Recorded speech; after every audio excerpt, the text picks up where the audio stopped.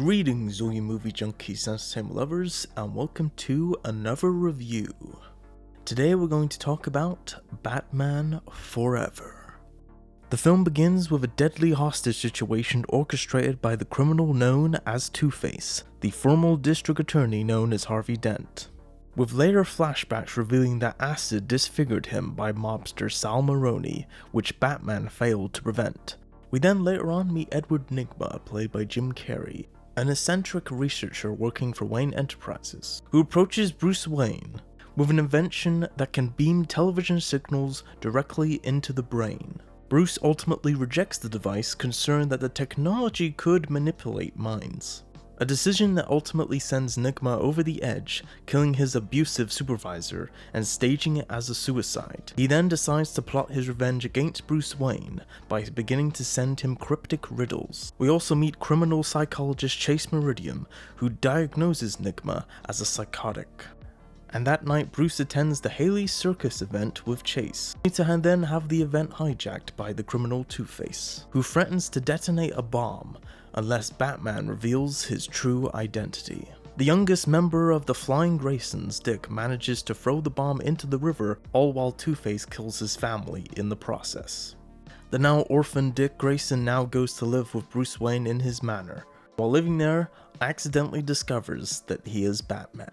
Determined to avenge his family, Dick demands that he join Bruce in crime fighting, hoping to kill Two-Face in the process. But Bruce initially refuses, all while Edward Nygma adopts the new criminal persona, the Riddler, who ultimately allies with Two-Face as they commit a series of robberies so that he can finance his new company and mass produce his brainwave box, which will steal information from the user's minds and transfer it to Nygma's own. Bruce and Dick then ultimately band together to take on Two-Face and Riddler, and Bruce finally accepts Dick as his partner, taking on the persona of Robin.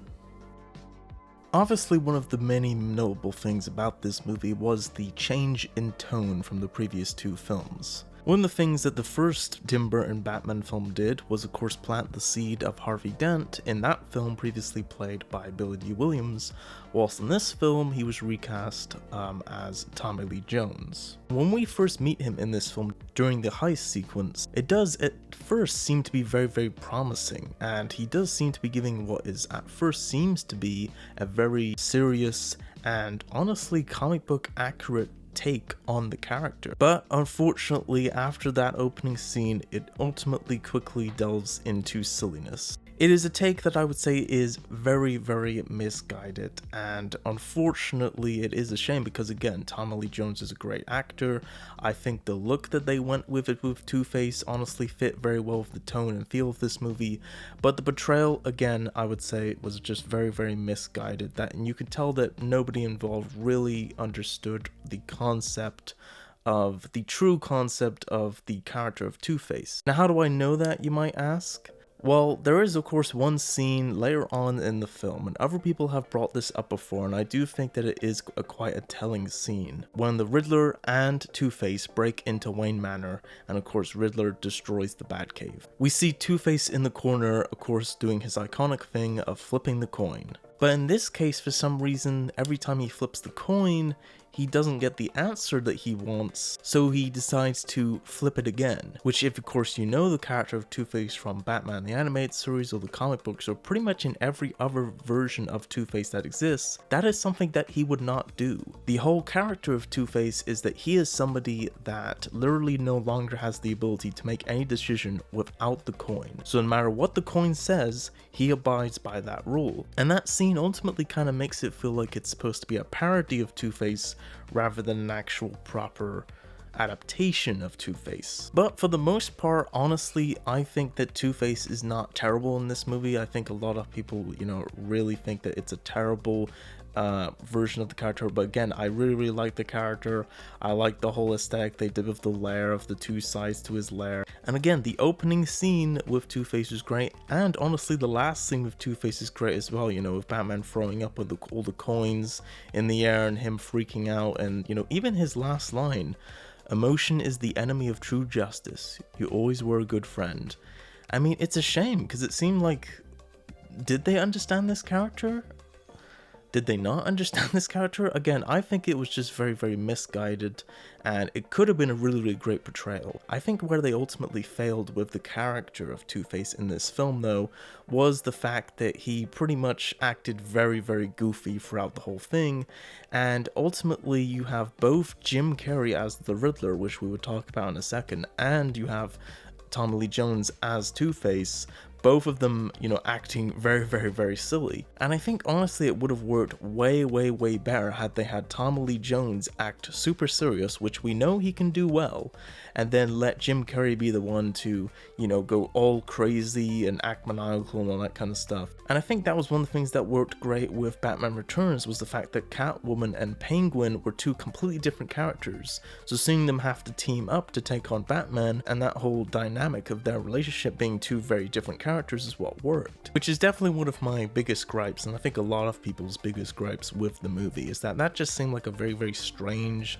creative decision to make. And Jim Carrey has said in the past interviews that Tommy Lee Jones apparently really, really did not like working with him. And so perhaps there was kind of a thing of Tommy Lee Jones, for whatever reason, felt like he needed to try to upstage Jim Carrey for whatever reason.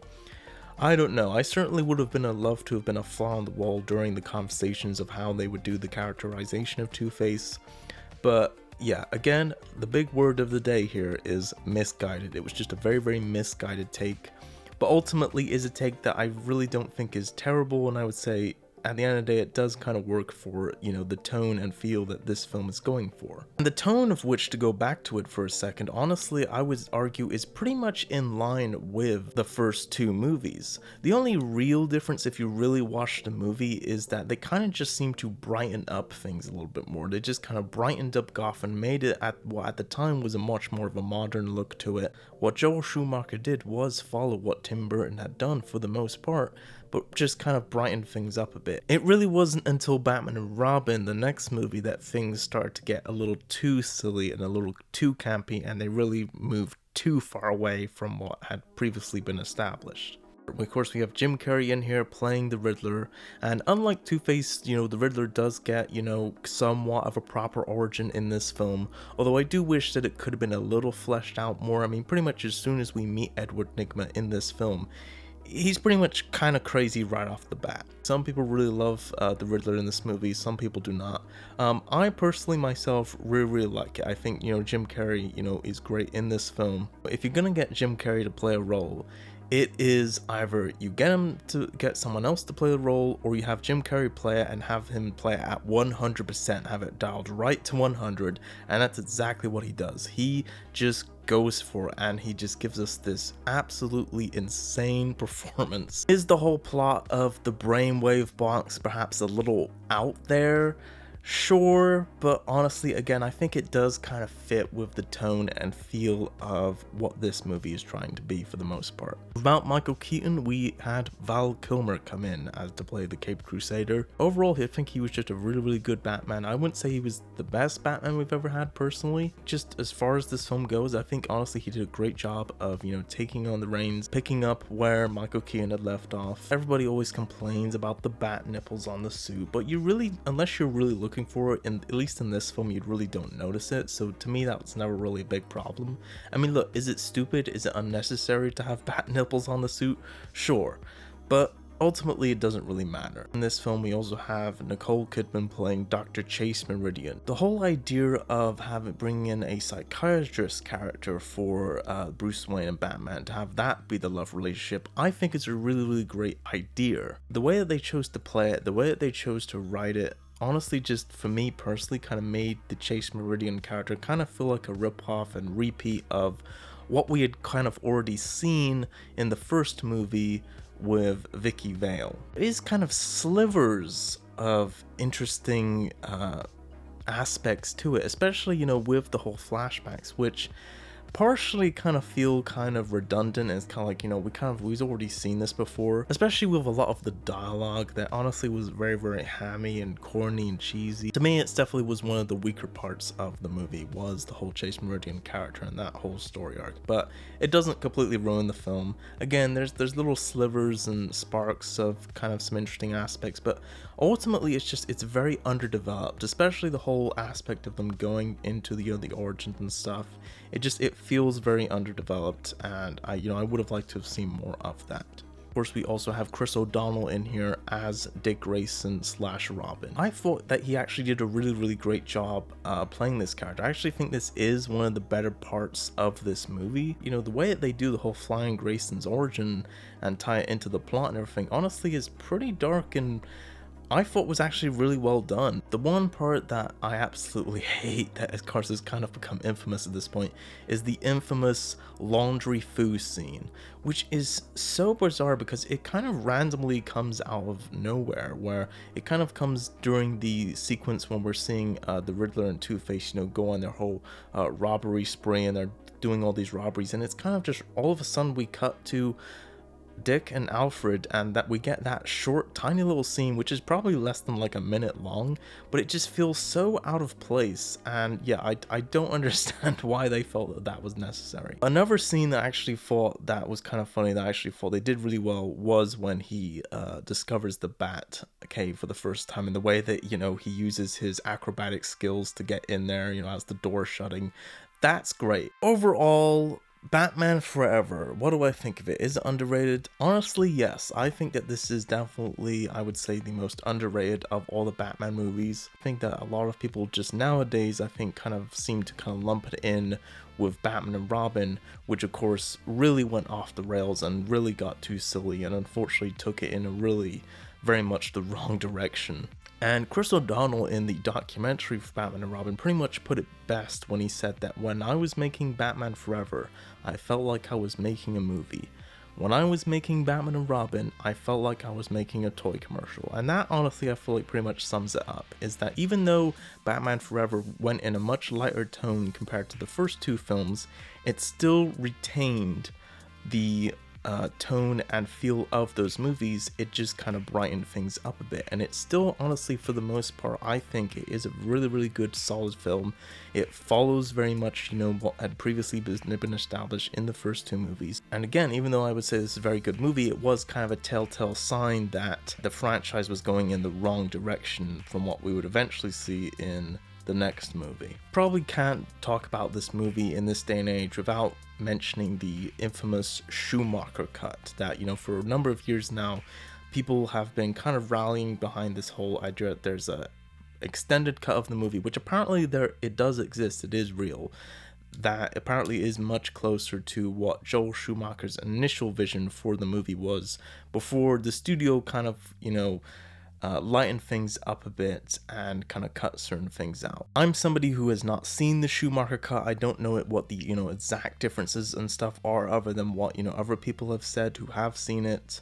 Of course, as of this recording, the Schumacher cut has no official announcement to have a proper release, nor do we know if there ever is going to be a proper release. As of right now, it seems like it's very unlikely. One of the big obstacles, of course, being that Joel Schumacher sadly, of course, passed away a few years ago, so they probably couldn't really get away with calling it the Schumacher cut. It would probably just have to be called an extended cut. But again, as of right now, there's been no sign that they're even considering putting out an official release at all. So honestly, to me, as of right now, the Schumacher cut really isn't worth talking about, personally. If it ever does get a proper release, I will most likely do a follow-up video and, give my thoughts on it, on the differences and stuff. But for now, that's honestly all I'm going to say about that. I'd love to see it, I'm all for it getting a release, but honestly, it just doesn't really seem like it's going to. Overall, I would say that, Batman Forever is really nowhere near as bad as I think a lot of people, particularly in recent years, have kind of made it out to be. I think it's a very, very fun comic book movie. It does, for the most part, follow what Tim Burton already established. It has a lot of fun, action sequences. Val Kilmer is a solid Batman. Chris O'Donnell is a solid Robin. Jim Carrey's portrayal as the Riddler is a lot of fun. But again, certain aspects, again, Tommy Lee Jones' Two-Face I think was very misguided. The whole Chase Meridian character and story arc I think was very much kind of felt like a repeat of the Vicky Vale stuff. So overall though, I think it's still a very fun movie. I think a lot of the the problems with it are very minor, and I think overall it does work as a solid fun superhero movie that I think is worth watching. So if you're somebody that, never bothered with Batman Forever, or perhaps haven't seen it in a long time, I recommend, putting it on, giving it a watch, because you might find that it's a lot better than what certain other people have made it out to be, or from what you personally remember. I hope you've enjoyed this review. Be sure to subscribe for more videos, and until next time, be sure to consume as much entertainment as humanly possible, and I will see you in the next review.